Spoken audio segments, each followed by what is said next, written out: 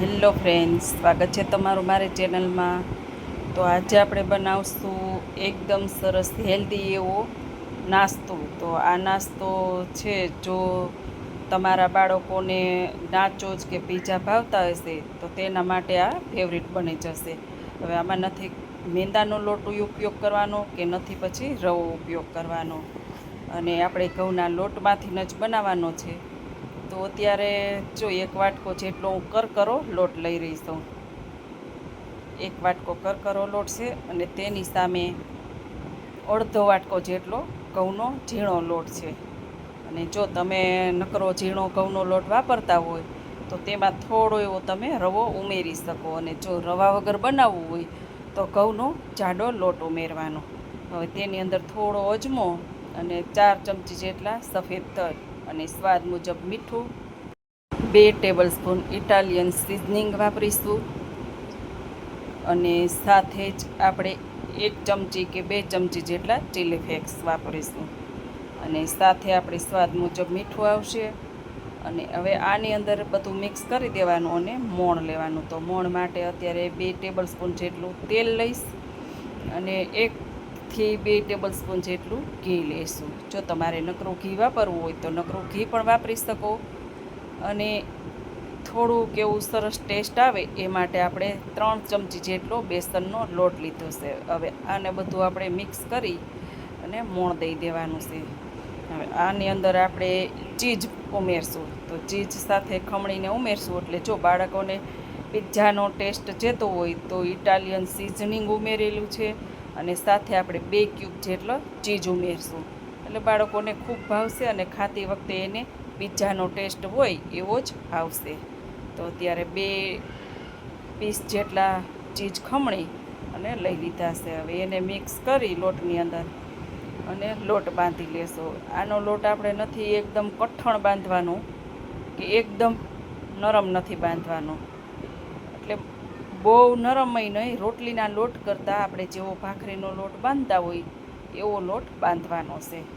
તો આપણે આવી રીતે લોટ બંધાઈને તૈયાર થઈ ગયો છે. જો ભાખરીનો લોટ હોય એટલો કઠણ લોટ રાખવાનો છે.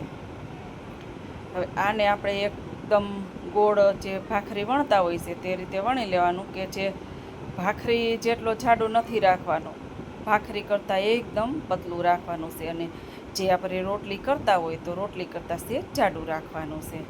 હવે જો વણતી વખતે તમારે કોર ફાટી જતી હોય તો એકવાર આ રીતે વણી અને ગુલ્લું વાણી અને પાછું વણી લેવાનું છે. જો કે આપણે સાઈડમાંથી કટ કરી લેવાનું છે, એટલે કંઈ વાંધો નથી. તો રોટલી વણાઈ ગઈ છે આપણે આ રીતની એકદમ સરસ. તો હવે આપણે જે ફાટેલી છે એને આપણે સાઈડમાંથી ચપ્પુની મદદથી કટ કરી લઈશું, અને વચ્ચે આપણે એક ચોરસ પીસ રાખશું. હવે આ રીતે ચોરસ ચોખ્ઠું કરી લીધું છે. તો કોઈ પણ કાંટાવાળી ચમચી કે ફોગની મદદથી આ રીતે એકદમ ઘાટા આપણે કાણા લઈ લેવાના છે, કે જેથી આપણે તરી ત્યારે ઉપસે નહીં અને બબલ્સ ન આવે. હવે ચપ્પુની મદદથી આ રીતે ચોરસ આપણે પીસ કરી લેશું. હવે પીસ કર્યા પછી આપણે જે નાચોઝનો ટ્રેંગલ શેપ હોય એવો શેપ જ દેવાનો છે. એટલે આવી રીતે ચોરસ હોય એમાં ખૂણાની સાઈડેથી આપણે કટ કરવાનું પાછું, એટલે નાચોઝનો જે ટ્રેંગલ શેપ આવે છે એવો શેપ બનીને તૈયાર થઈ જાય. એટલે જો બાળકોને પીઝા કે નાચોઝ ફેવરિટ હોય અને તમે આવી રીતે ઘઉંના લોટમાંથી બનાવીને દો તો એને પીઝાનો ટેસ્ટ આવે અને નાચોઝનો પણ ટેસ્ટ આવે. આ રીતે આપણે બધા જ નાચોઝ બનાવી લેવું. જે આ રીતે પીસ કરી લીધા એટલે એકદમ સરસ મજાનો ટ્રેંગલ શેપ આવી ગયો છે. તો હવે આપણે બીજી રોટલી પણ આ રીતે વણી લેશું અને એ રીતે કટ કરી લેશું. બંને ચારે બાજુથી સાઈડથી કાઢી નાખવાની, અને વચ્ચેથી આ રીતે બધાય શેપ આપી દેવાનું. હવે એને આપણે તેલમાં તળી લઈએ. તો પહેલેથી તેલ ગરમ કરી લીધું હતું, અને આપણે જ્યારે પૂરિયા મૂકતા હોય છે ત્યારે તેલ એનું નોર્મલ મીડિયમ રહેવું જોઈએ, નહીંતર વચ્ચેથી કાચું રહે અને ઉપરથી તમારી લાલ થઈ જાય. તો આ રીતે થોડા થોડા જેટલા હમાય એટલા અંદર ઉમેરી દેવાના છે, અને એકદમ સરસ ક્રિસ્પી થાય ત્યાં સુધી આપણે તળાવવા દેવાના છે. જો હવે બબલ ઉપરથી બંધ થઈ ગયા છે, તો હવે આ સ્ટેપે આપણે ફેરવવાના છે. કે અલટ પલટ કરવાના છે, ત્યાં સુધી એને એમનેમ જ તળાવા દેવાના છે.